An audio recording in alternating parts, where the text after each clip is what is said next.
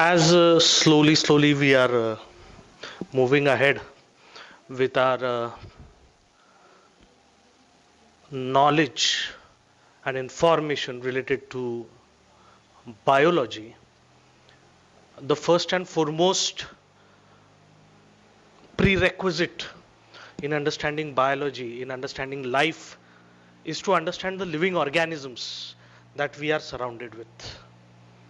Okay, and as we study about these living organisms, like we have already discussed in our previous lectures, that uh, these living organisms, point number one, you have to properly, with scientific method, you have to properly identify them, and you have to properly classify them depending on their characters, the characters that they are showing. अभी इसमें कौन से characters consider करने चाहिए, कौन कौन से अलग अलग फीचर्स कंसिडर करने चाहिए, ये हमें इस चैप्टर में डिटेल में नहीं देखना है. उसके लिए एक सेपरेट चैप्टर है, हमको बायोलॉजिकल क्लासिफिकेशन नाम का वो चैप्टर है. मेरा प्रयास ये है, मैं ये चाहता हूं कि हम जब वो चैप्टर देखें, I will be more than happy if we are able to talk about that chapter, about that part of the syllabus in the classroom. उसमें बहुत सारी छोटी छोटी बारीक information hai, very minute details are there, and I think it will be better if we discuss those kind of chapters in classroom than this online medium. Classification और identification के बाद किसी भी लिविंग ऑर्गेनिज्म का और एक important चीज जो हमें करना पड़ता है, that is providing a scientific name to that organism. ये साइंटिफिक नेम ऐसा रहेगा कि जो यूनिवर्सली एक्सेप्टेबल होगा. उस ऑर्गेनिज्म को आप पूरी दुनिया में कहीं भी रेफर करें, उस ऑर्गेनिज्म को उसी साइंटिफिक नेम से जाना जाएगा. Homo sapiens, you know this. Homo sapiens अगर आपने कहा Homo sapiens means a man, it doesn't matter whether you are using that term, whether using that scientific name in India or in Iran or in America or anywhere else, in South Africa, in Australia, anywhere you talk about homo sapiens, people there will understand that homo sapiens, he's talking about, she's talking about homo sapiens, that means she's talking about, he's talking about human beings. ये universal acceptance जो था scientific names को, that is another step. Identification और classification के बाद आपको किसी भी लिविंग ऑर्गेनिज्म को एक उसका खुद का साइंटिफिक नेम देना पड़ता है. और साइंटिफिक नेम देने के बाद हमने कल देखा उसके लिए rules and regulations, they were formulated by Carolus Linnaeus in the system what is called as binomial nomenclature. कल एक नाम मुझे बताना था आपको, हमने इतने सारे एग्जाम्पल्स देखे रिलेटेड टू बाइनोमियल नॉमेनक्लेचर. एक एग्जाम्पल बताना मैं भूल गया एक्चुअली कल, जगह भी नहीं थी, काफी ये बोर्ड फुल हो गया था. Before Britishers came in India, for a good amount of time, a large part of India, specifically northern India, was ruled by the Mughals, what we call as the Mughal era. And Mughal era is very famous for two reasons. One, their architecture. Okay, the buildings, the various monuments that were built during the Mughal era. I don't know if you have ever been to North India. You have Qutub Minar, you have the Red Fort, जहाँ हर साल हमारा independence day और republic day का flag hosting जहाँ पे होता है. Red fort was built during that era. And of course the best monument that we have, India is known world over for this monument, that is the Taj Mahal. ये सब Mughal era में build किए गए हैं ये मॉन्यूमेंट्स. लेकिन मुगल एरा में और एक इंपॉर्टेंट बात ऐसा था कि मुगल एरा में जो day to day official work चलता था डॉक्यूमेंटेशन का, that used to be in Urdu. That use to be in Urdu. अभी आपका नया जनरेशन है, आपको उर्दू से ज़्यादा कुछ शायद लगाव नहीं होगा, या you might not be having much knowledge about Urdu, but earlier generation जैसे आपके पेरेंट्स का वगैरह जनरेशन होगा, उस ज़माने में बॉलीवुड मूवीज़ में उर्दू और उर्दू के शेर, उर्दू की गज़लें वगैरह ये बहुत यूज़ की जाती थी। You can talk with your parents about that कि it's a beautiful language all together. पर मैं उर्दू का बात इसलिए कर रहा हूं क्योंकि during that time binomial nomenclature के बारे में बेसिकली हम बात कर रहे हैं। Okay, that is what how I am trying to connect this two dots. उस जमाने में when Urdu was the official language of administration in India, आपको ये पेड़ पता है, नीम का पेड़। ओके, मराठीमध्ये आपण त्याला कडुलिंब म्हणतो। आजकल आप देखो आपके घर के आसपास अगर वो नीम का पेड़ होगा, उसको बहुत बढ़िया सा व्हाइटिश कलर का फ्लावरिंग आया हुआ है, छोटा छोटा छोटा फ्लावरिंग, बहुत सारा फ्लावरिंग आया है उसको। You should take that effort and go and see, अगर कहीं पे घर के नजदीक अगर कहीं होगा तो बहुत बढ़िया फ्लावरिंग आया। और अगर आप अर्ली मॉर्निंग वो फ्लावरिंग देखने जाएंगे, अर्ली मॉर्निंग यानी बिटवीन 6 and 6:30, जब ये सनलाइट जो है ये बहुत हार्श नहीं है, टेम्परेचर बहुत हार्श नहीं है, ऐसे टाइम पे अगर आप इस फ्लावरिंग को देखने जाएंगे तो आपके ध्यान में आएगा कि उस फ्लावरिंग पे, नीम के फ्लावरिंग पे बहुत सारे छोटे बड़े इंसेक्ट्स नेक्टर लेने को आ गए। ये सरप्राइजिंग बात है। देखिए, नेक्टर हम जब कहते हैं, नेक्टर इज शुगर सॉल्यूशन, समझ गए? ये इंसेक्ट जब नेक्टर लेने आते हैं तो वो उस शुगर सॉल्यूशन को लेने आते हैं, और आगे जाके इनमें जो हनी बीज रहती है एटलीस्ट, वो इस नेक्टर को किस में कन्वर्ट कर देती है? हनी में कन्वर्ट कर देती है। और सरप्राइजिंग बात देखिए, नीम के पेड़ के बारे में हम जब भी बात करते हैं, अभी आपको पता है नीम का पेड़, नीम हम जब भी बात करेंगे हमें उसका कड़वापन याद आता है, लेकिन नीम के बाकी के ऑर्गन्स, बाकी के मॉर्फोलॉजिकल फीचर्स में कितना भी कड़वापन हो, उसका नेक्टर जो है वो फिर भी मीठा है। ऊपर वाले ने देखो, कुदरत ने ये कैसा सब डिजाइन किया हुआ है। It's very amazing actually, you can not believe the way things are been schemed and things are have been programmed in the universe.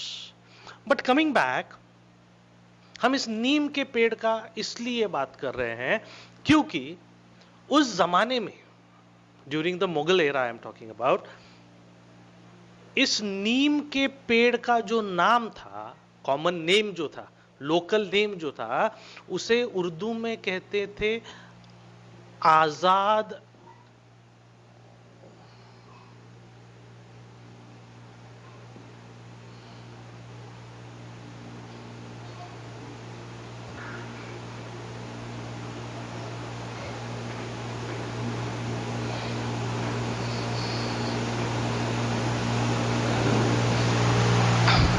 I hope you can see this. During that time, neem in general was called as Azad e Darakte Hind. दरख्त, इसलिए मैं आपको बोला आपका हिंदी या आपका उर्दू उतना अच्छा नहीं है, लेकिन 10th स्टैंडर्ड तक शायद कहीं ना कहीं आपने ये वर्ड वैसे तो सुना होगा, दरख्त। दरख्त यानी एक बहुत बड़ा पेड़। तो आजाद ए दरख्ते हिंद, ये किसका नाम था? ये नाम था नीम के पेड़ का।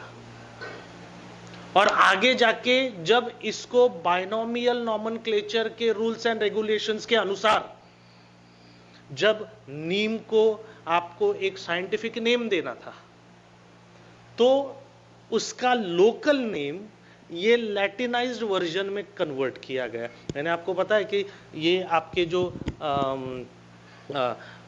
बाइनोमियल नॉमेनक्लेचर के जो साइंटिफिक नेम्स है, साइंटिफिक नेम्स आर जनरली लैटिनाइज्ड और ग्रीक फॉर्म में रहते हैं।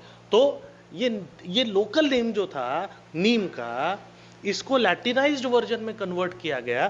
Today if you talk about Neem, today if you read and hear about neem, if you look into its scientific name, the scientific name that we have is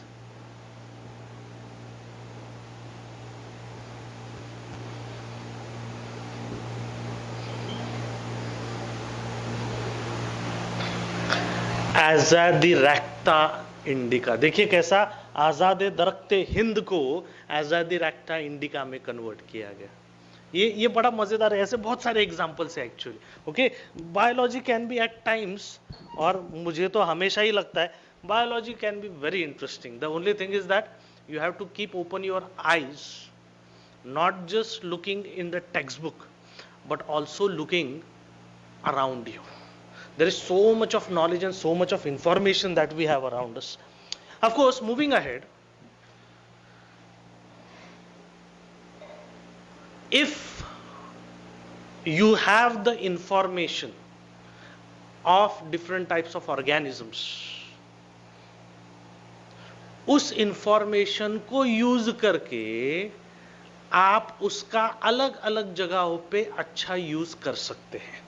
इसका मतलब देखिए, हमें आज taxonomical aids के बारे में बात करना है। ये क्या है देखिए, मैं आपको एक एग्जांपल बताता हूं। बहुत बार क्योंकि मेरा रिसर्च जो रहा है, I have worked on Honey बीज, मैंने कल बताया था आपको, एंड उसमें भी वो बहुत बड़ी रॉक बीज जो रहती है, बहुत बड़ा छत्ता बनाने वाली जो रॉक बीज रहती है, I have worked on that species.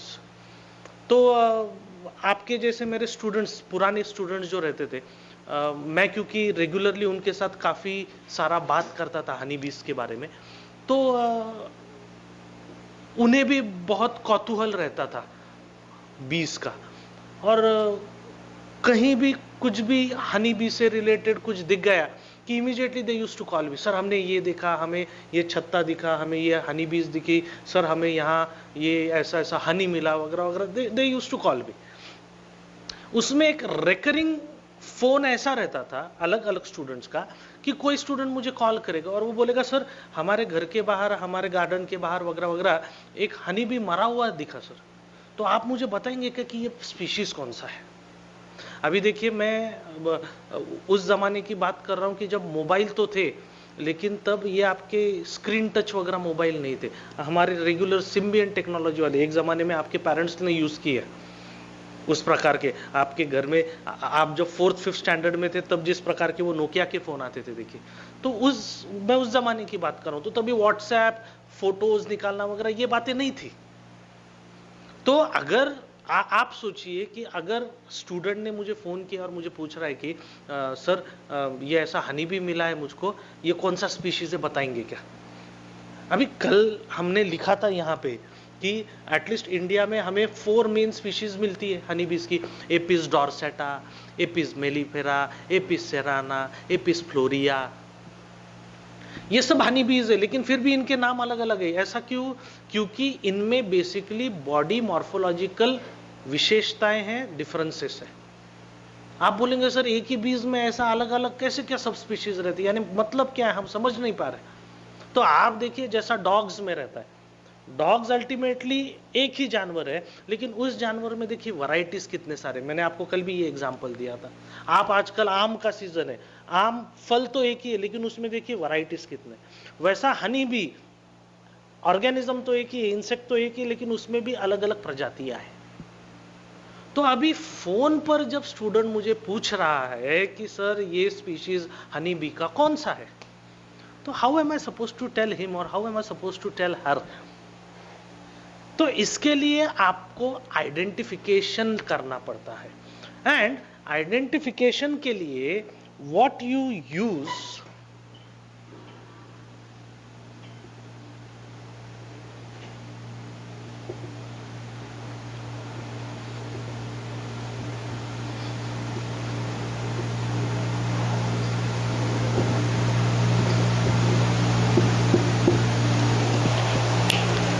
the information that is used for identification of any living organism, that is called as key. Okay, अभी ये टर्म जो है, ये वर्ड जो है, ये concept basically the scientist called as John Ray, he had introduce basically this concept. Okay, ये नाम टेक्स्ट बुक में नहीं है, लेकिन हमें पता रहना चाहिए इसके बारे में। अभी व्हाट इज की, आपको कुछ तो भी आइडेंटिफाई करना है, आपको एक लिविंग ऑर्गेनिज्म आइडेंटिफाई करना है। ओके, तो अभी किसी ऑर्गेनिज्म को अगर आपको आइडेंटिफाई करना है, देखिए ये कैसा है, suppose some parcel is coming to your house and the delivery guy he is calling you and address तो है उसके पास आपके घर का, लेकिन he is unable to find, वो कंफ्यूज हो गया कि अरे नहीं मिल रहा है घर, तो उसने आपको एक बार कॉल कर दिया। तो अभी आपका क्या काम है, आप उसको धीरे धीरे धीरे डायरेक्ट करेंगे ताकि वो बराबर आपके घर के सामने आ जाए। तो अगर वो बोला कि सर मैडम मुझे घर नहीं मिल रहा है, तो आपका पहला सवाल क्या रहता है कि आप कहाँ पे खड़े हैं। तो वो बताएगा कि ये कुछ तो भी एक ऐसा ऐसा एरिया है, तो आप भी कंफ्यूज हो गए, अभी ये कौन सा एरिया बात कर रहा है, मुझे भी समझ में नहीं आ रहा है। तो जैसे मैं बीच में एक ऑर्गेनाइजेशन को ढूंढ रहा था, उनके पास एग्रीकल्चर रिलेटेड कुछ प्रोडक्ट्स थे, तो मैं उनका पता था मेरे पास, लेकिन आई कुडंट फाइंड इट। तो मैंने उनको कॉल किया, मैं उनको बोला कि सर जी मैं हूँ आपके एरिया में, आपने जो कॉलोनी वगैरह बताया था मैं हूँ उस कॉलोनी में, लेकिन मैं 10 मिनट से चक्कर काट रहा हूँ, मुझे नहीं मिल रहा है आपका एड्रेस एग्जैक्टली। तो उन्होंने मुझे क्या पूछा, सर आप कहाँ पे खड़े हैं। तो मैंने उनको पता ये ऐसा ऐसा ऐसा लोकेशन है मेरा, फिलहाल मुझे ये सामने ऐसा ऐसा दिख रहा है। तो उन्होंने मुझे क्या पूछा, सर वो एक गणपति मंदिर क्रॉस होना था, वो क्रॉस हुआ क्या। तो मैं बोला अरे मैंने इधर उधर देखा, बोला हाँ सर गणपति मंदिर तो मेरे सामने है। तो फिर उनका अगला सवाल क्या था, गणपति मंदिर आपके राइट हैंड साइड को है या लेफ्ट हैंड साइड को है। तो मैंने बताया मेरे राइट हैंड साइड को है वो बोले ठीक है। फिर उन्होंने मुझे बताया कि वो राइट हैंड से अंदर की तरफ आना। फिर अंदर आने के बाद थोड़ा आगे जाने के बाद फोन चालू ही था, फिर उन्होंने बोला कि सर अभी आपको क्या दिख रहा है, आपको एक डेयरी दिख रहा है जहां मिल्क प्रोडक्ट्स, या एक वेजिटेबल वाला दिख रहा है। तो मैं थोड़ा कंफ्यूज होके आगे थोड़ा गया, तो एक डेयरी पास हो गया और फिर वेजिटेबल वाला दिख गया। मैं बोला सर वो वेजिटेबल वाला, हाँ। फिर उन्होंने मुझे अगला स्टेप बताया। तो आप देखिए every time when you are moving ahead with the address, आपको हमेशा एक ऑप्शन मिल रहा है, ये है कि ये है, ऐसा है कि ऐसा है। आप देखिए आप कपड़े वगैरह भी जब खरीदने जाते हैं तो शॉपकीपर भी आपको क्या अलग अलग ऑप्शन देता है। देखिए ओके, कॉटन में लेंगे या इसमें लेंगे, जीन्स लेंगे या रेगुलर ट्राउजर्स लेंगे, टॉप लेना है तो ऐसा लेना है या ऐसा लेना है, शर्ट ले रहे हैं आप तो कैसा बटन वाला लेंगे या टी शर्ट लेंगे। देखिए हर एक इसमें यू आर हैविंग ऑप्शंस।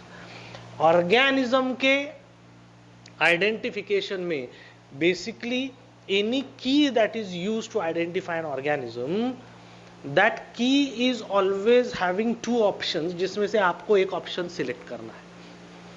जैसे आपको समझ में है इसलिए मैं बताता हूं, मुझे जब ये कॉल आता है मेरे स्टूडेंट का कि सर ये एक हनी बी मिला है मुझको, आप बताएंगे क्या कि ये कौन सा स्पीशीज होगा। तो मेरा पहला सवाल उनको क्या रहता है, बेटा हनी बी का जो एब्डोमेन है वो ब्लैक कलर का है या हल्का ऑरेंज कलर का है। देखिए मैंने उसको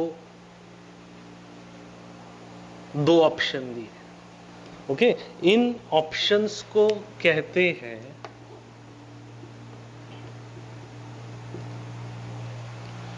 कपलेट। ओके, तो मैंने उनको बताया अभी कि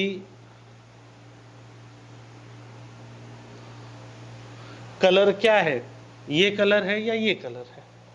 तो उन्होंने मुझे बताया सर कलर तो ये है, ठीक है। फिर मैं अगला सवाल उनको पूछता हूं कि इन जनरल वो हनी बी का लेंथ कितना है, लगभग 3 सेंटीमीटर है या 2 सेंटीमीटर से कम है। तो मुझे बताते हैं नहीं सर लगभग इतना इतना सेंटीमीटर है। मैं बोलता हूं ठीक है। फिर मैं उनको पूछता हूं कि उसका विंग कितना बड़ा है। तो विंग का जनरली वो गड़बड़ कर देते हैं, यानी कभी कभी ऐसा हो सकता है कि उसका विंग का स्पैन कुछ और होगा और वो मुझे कुछ और बता रहा है। पर इमीडिएटली मैं कंफ्यूज नहीं होता हूँ, मैं उनको और एक पूछता हूँ, अच्छा एब्डोमेन का लेंथ बताइए कितना है, लगभग इतना लंबा एब्डोमेन है क्या? एब्डोमेन थोड़ा इजी है ये मेजरमेंट के लिए, तो वो बताते हैं हाँ सर एब्डोमेन तो लगभग इतना है, ठीक है, लगभग एक 1.25 सेंटीमीटर एब्डोमेन है। तो जब ये क्या हो रहा है, मैं एक एक ऑप्शन दे रहा हूं आपको और उसमें का करेक्ट ऑप्शन आप मुझे बता रहे हैं। जब इतने सारे करेक्ट ऑप्शन आप मुझे बता रहे हैं तो मैं समझ जाता हूं कि ये सब कैरेक्टर्स किस स्पीशीज के हैं। तो हनी बी कौन सा, ये मैं समझ जाता हूं। Options are always given in pairs, those pairs are called as couplets, and every time एक ऑप्शन से दूसरा ऑप्शन, दूसरे से तीसरा, तीसरे से चौथा, ये हर एक लेवल जो है, इस लेवल को कहते हैं, it is called as a lead.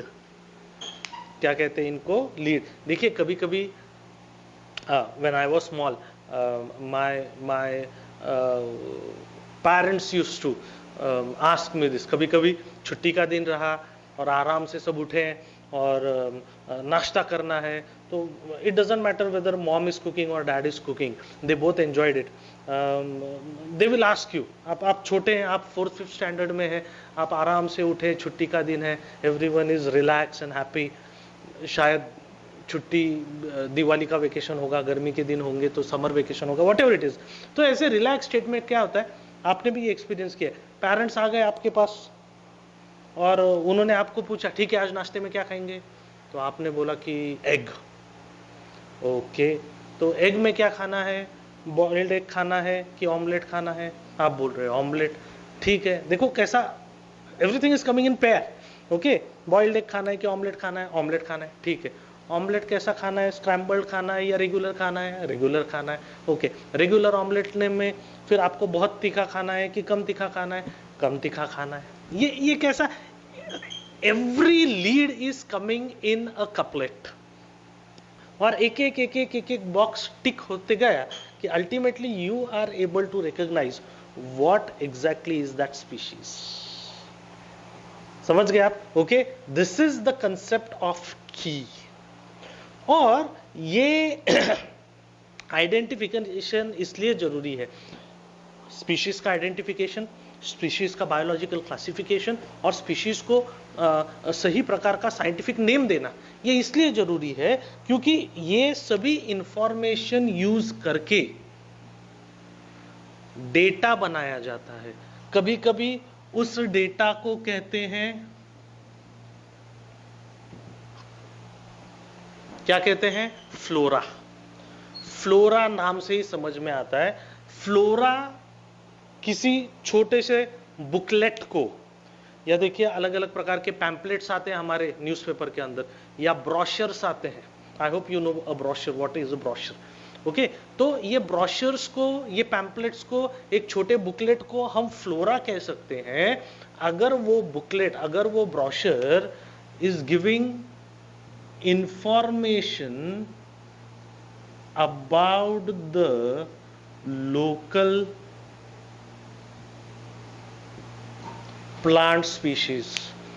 आप जिस एरिया में रहते हैं उस पूरे एरिया में अलग अलग प्रकार के प्लांट स्पीशीज कौन कौन से हैं? नीम के पेड़ है, गुलमोहर है, तुलसी है, ओके, इतने सारे, आम के पेड़ है, बबुल के पेड़ है, अकैशिया कहते हैं उसको। ओके, तो अलग अलग ये लोकल इंफॉर्मेशन। फिर ये इंफॉर्मेशन सिर्फ आपके कॉलोनी से रिलेटेड होगा, आपके एरिया से रिलेटेड होगा, आपके सिटी से रिलेटेड होगा, आपके डिस्ट्रिक्ट से रिलेटेड होगा। देखिए लोकेलिटी का मैटर नहीं है, ये कितना भी बड़ा एरिया रह सकता है, लेकिन ultimately when some booklet, when some brochure is providing us information only about plant species, ऐसे बुकलेट को, ऐसे इंफॉर्मेशन गाइड को कहते हैं फ्लोरा। समझ रहे आप? ओके, ऑफ कोर्स कुछ ब्रोशर कैसे रहते हैं कि जिसमें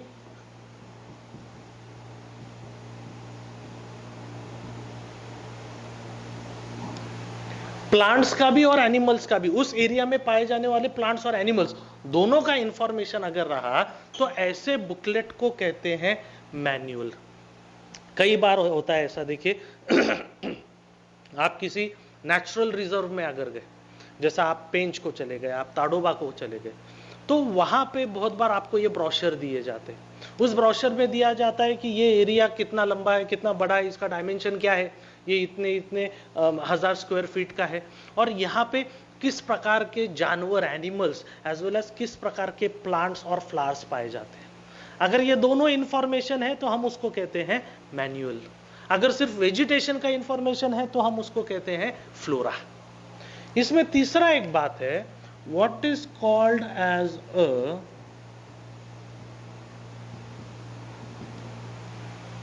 मोनोग्राफ।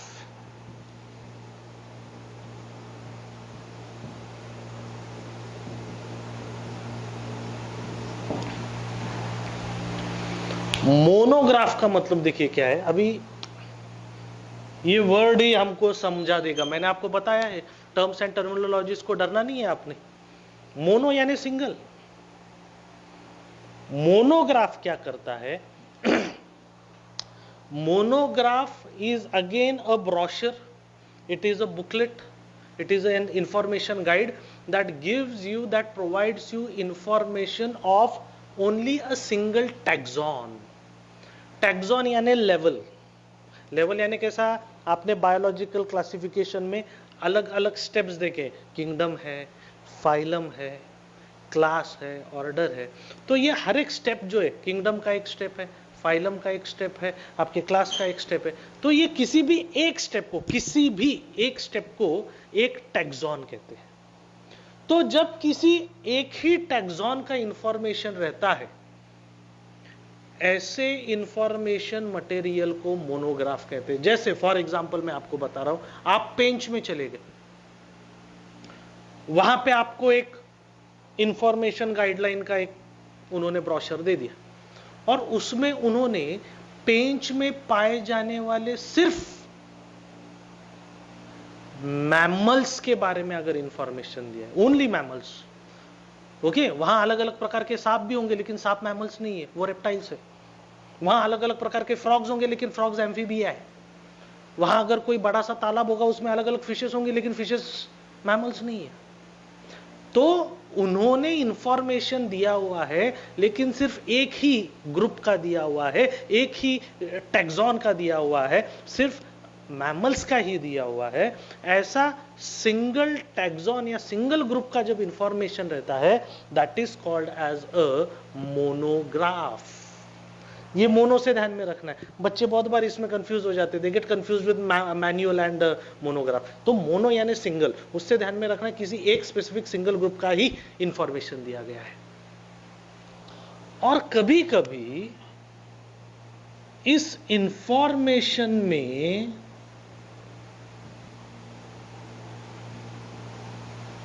कुछ नया एडिशन अगर हो गया, तो उस एडिशन को कहते हैं कैटलॉग।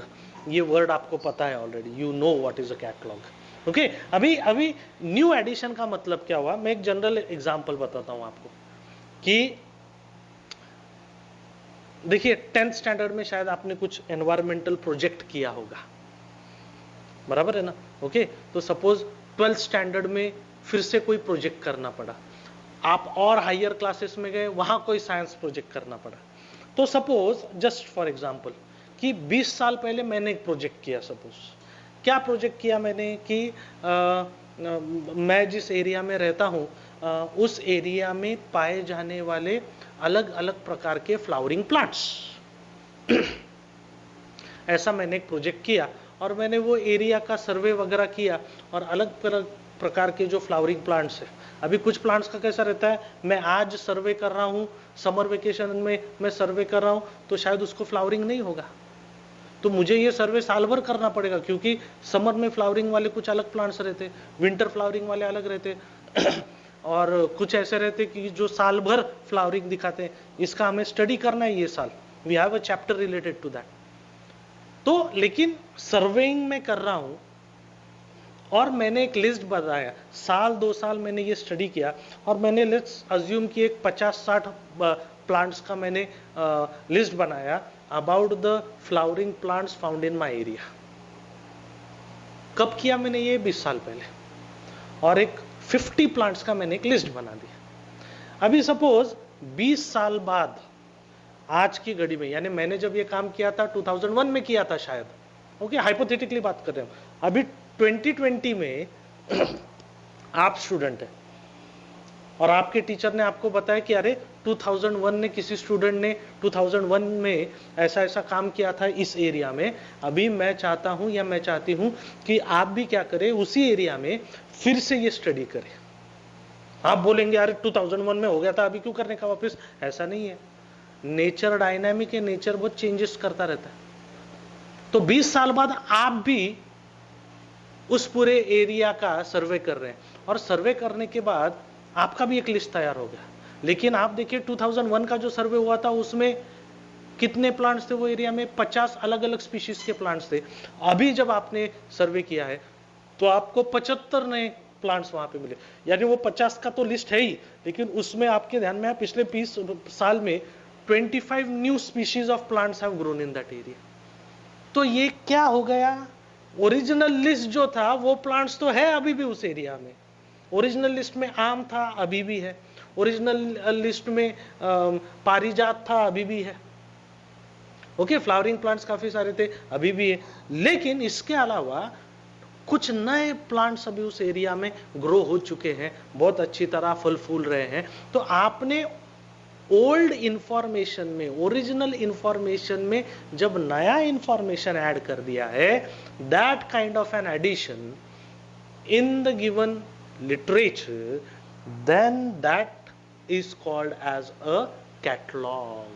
ये इंफॉर्मेशंस बहुत इंपॉर्टेंट रहते, ध्यान में रखिए। आप देखिए हमारे टाइम पे तो पेरेंट्स इतना कुछ घूमते नहीं थे, बाहर लेके नहीं जाते थे, लेकिन अभी middle class, higher middle class, ये काफी सारा गर्मियों की छुट्टी में वगैरह बाहर घूमता है। और आपने कहीं ना कहीं देखा होगा, आप कोई भी हिस्टोरिक प्लेस को चले गए, कोई नेचुरल रिजर्व को चले गए, किसी जू को देखने चले गए, तो जनरली क्या करते हैं, आप जब वहां एंटर होते हैं आपको उस शहर का या उस रीजन का स्पेशलिटी वाला ब्रोशर मिलता है।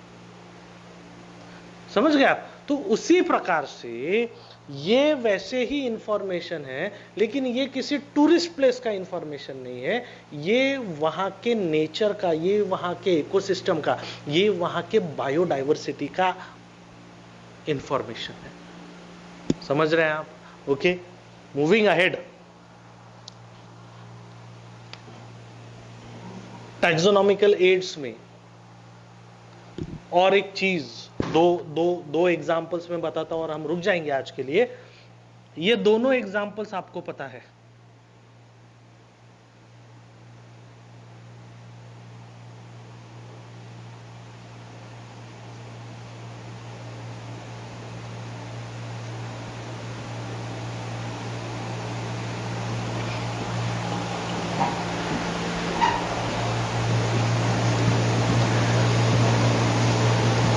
ऑर्गेनिजम्स के स्टडी के लिए ये दो एरियाज बहुत ही आइडियल है, बहुत ही अच्छे हैं। अभी एटलीस्ट पहला एरिया तो आपको पता है, zoological parks. Zoological parks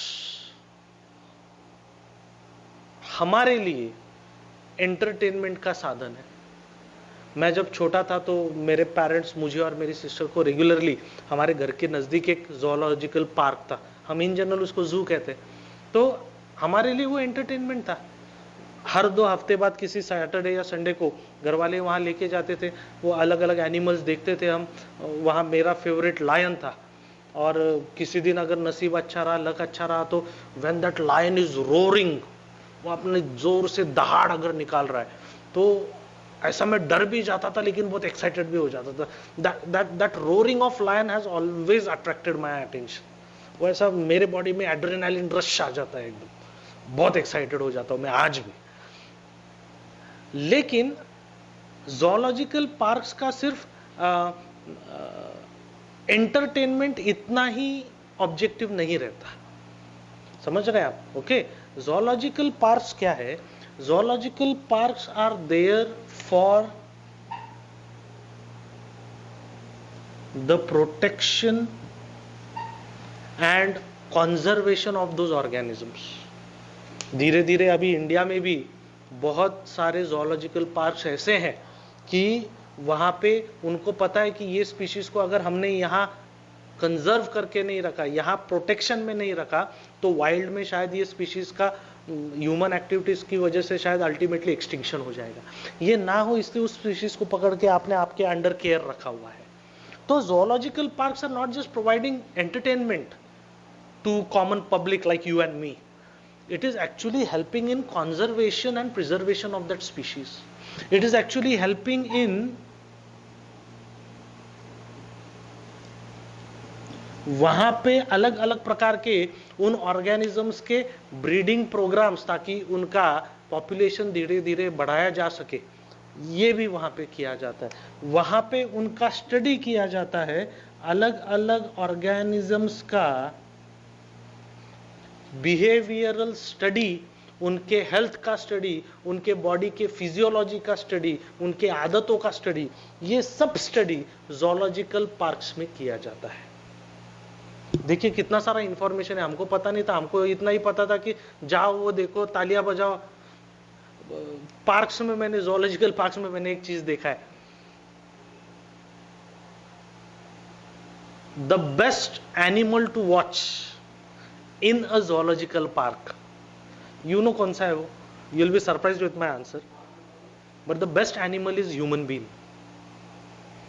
okay, आपको अगर देखना है बिहेवियर, आपको अगर स्टडी करना है बिहेवियर, तो you should see how humans behave and react in a zoological park. And specifically मैं आपको बताता हूं ये कहां देखने का। बंदर का जो केज रहता है ना, बंदर के केज के नजदीक जाके चुपचाप खड़ा रहने का, और जैसे जैसे लोग आते हैं वो उस बंदर को देखकर खुद क्या हरकतें करते हैं वो चुपचाप देखने का। इट्स अ डिलाइट, बहुत बहुत हंसी आती है।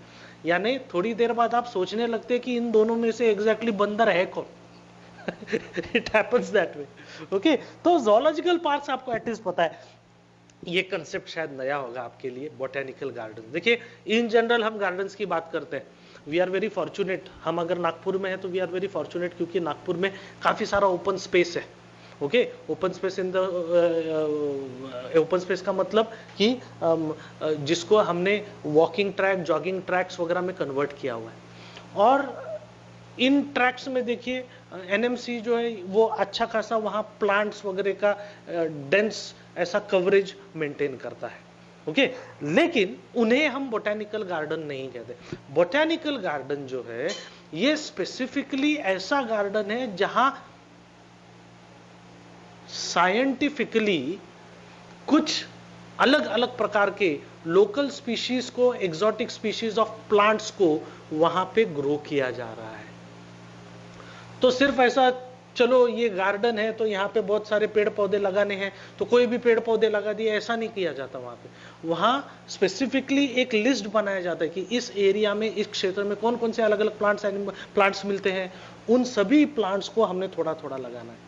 हमारे पास कुछ एक्सोटिक स्पीशीज होगी क्या, ऐसी स्पीशीज जो विदर्भ में ग्रो नहीं होती, मराठवाड़ा मध्य महाराष्ट्र में ग्रो होती है, पश्चिम महाराष्ट्र में ग्रो होती है, एमपी में ग्रो होती है, केरला में ग्रो होती है, आउट ऑफ इंडिया ग्रो होती है, ऐसी कुछ स्पीशीज लेके आके वो भी वहां लगा देंगे। तो you have a well curated area containing trees and plants that have been planted there for scientific purpose। और आगे जाके इन प्लांट्स का लाइफ साइकिल स्टडी किया जाता है, कौन से प्लांट को कब फ्लावरिंग आ रहा है। जैसा अगर वहां पे साउथ इंडिया का कोई प्लांट लगाया गया है तो साउथ इंडिया का प्लांट तो मुझे पता नहीं, उसका फ्लावरिंग कब आता है मुझे पता नहीं, फ्लावर का कलर क्या रहता है, उसको फ्रूट आता है कि नहीं आता है, वो फ्रूट ईडिबल है कि नहीं, उसको कोई खाता है नहीं खाता है, उस वो फ्लावर जो है वो नेक्टर बनाता है कि नहीं, उस पे इंसेक्ट्स आकर बैठते हैं कि नहीं, कौन से बर्ड्स उसके फल खाते हैं, कौन से बर्ड्स उसके सीड्स को खाते हैं। कितना सारा इंफॉर्मेशन है जिसकी मुझे बिल्कुल मालूमात नहीं, वहां पे मैं ये स्टडी कर सकता हूं। तो बोटेनिकल गार्डन में जो प्लांट स्पीशीज ग्रो किए जाते हैं, they are been planted there and grown there for scientific purpose. इसे कहते हैं a botanical garden. Botanical garden में एक एरिया रहता है, टेक्स्ट बुक में नहीं दिया हुआ इसके बारे में, लेकिन नीट लेवल पे पूछा गया इसलिए मैं आपको बता रहा हूं। बोटेनिकल गार्डन में एक एरिया रहता है,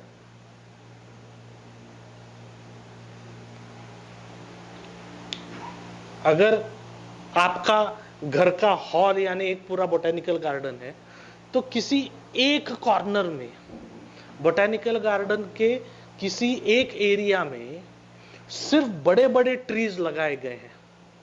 यानी इनिशियली तो वो छोटा प्लांट ही लगाया गया था, लेकिन अभी 20-25 साल बाद एक एरिया ऐसा हो गया जहां सिर्फ अलग अलग स्पीशीज के ह्यूज ट्रीज है। तो इन अ गिवन बोटेनिकल गार्डन, ये अगर वो प्लॉट है बोटेनिकल गार्डन का, तो इन अ गिवन बोटेनिकल गार्डन कोई एक एरिया ऐसा रिजर्व किया जाता है जहां सिर्फ टॉल ट्रीज ग्रो किए जाते हैं। उस एरिया को कहते हैं अर्बोरेटम। क्या कहते हैं? Arboretum. Okay, this is related to plant species. ये ऐसे इन सबको टैक्सोनॉमिकल एड्स कहते हैं।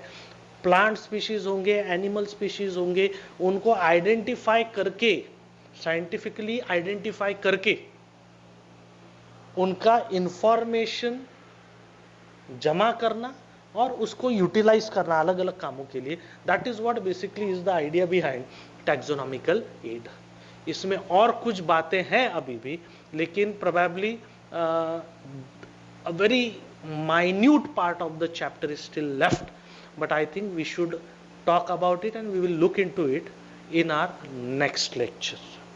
Okay, I hope you are able to understand. We are still going at a very simple level of information, and आप एक काम कर सकते हैं कि आप अर्लियर लेक्चर में हमने जो अलग अलग प्रकार के बायोलॉजिकल टर्म्स देखे थे, हमने जो अलग अलग प्रकार के साइंटिफिक नेम्स देखे थे, डेलोनिक्स रेगे, मोरिंगा ओलिफेरा, रैटस रैटस, ये अलग अलग फेलिस कैटस, ये अलग अलग प्रकार के जो नाम देखे थे, साइंटिफिक नेम्स देखे थे, I will be very happy if you are learning them. और मैंने आपको बताया था, अगर आप लर्न कर रहे हैं, say them loudly.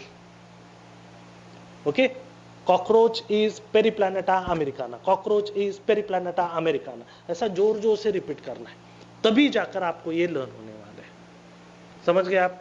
I hope you are doing it, I hope you will do it. Okay, stay home, stay safe, stay healthy. Thank you very much.